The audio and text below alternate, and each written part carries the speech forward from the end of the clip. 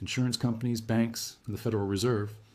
These institutions buy treasury bonds because they're considered safe assets, but those bonds pay interest, about $1 trillion per year now. That interest comes from taxes, so taxpayers send money to the government. The government sends it to bondholders. The bondholders are mostly institutions owned by the wealthy. It's a transfer from workers to capital, every year, forever. The other $18 trillion is owed to the government itself. Social Security Trust Fund, Medicare Trust Fund. The government borrowed from these programs and spent the money. Now it owes itself, but ultimately, taxpayers owe. Because when Social Security needs to redeem those bonds, the government has to raise taxes or borrow more to pay.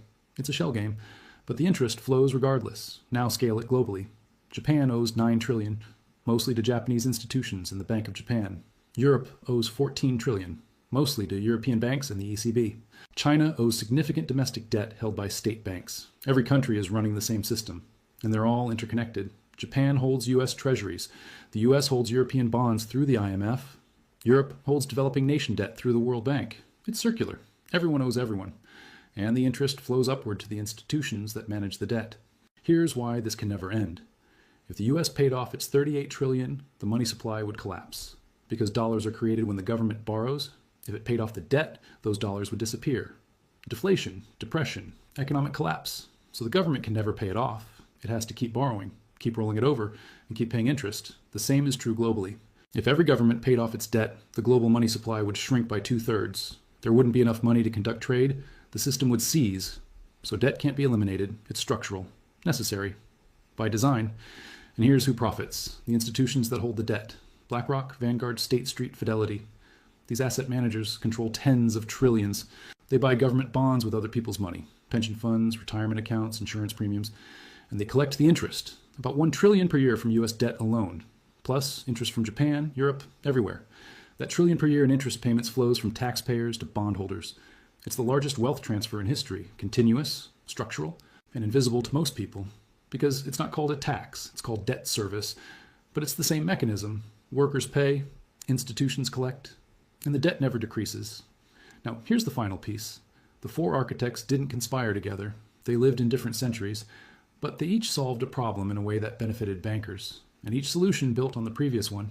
Patterson made debt permanent in 1694, Rothschild made it global in 1815, Morgan made it infinite in 1913, Volcker made it inescapable in 1982. Together, they built a system where governments borrow forever and pay interest eternally, and the people who control the bonds, who manage the debt, who collect the interest, they're the ultimate beneficiaries. Not governments, not taxpayers, the financial institutions. And here's the final truth. $38 trillion isn't a crisis for them. It's a business model. Every dollar of debt is an asset on someone's balance sheet. It pays interest. It provides collateral for more borrowing. And as long as confidence holds, as long as people believe the government will pay interest even if it never repays principal, the system functions. The debt trap is complete. An escape isn't possible, not without collapsing the entire financial system. 4 architects, 3 centuries, 1 system.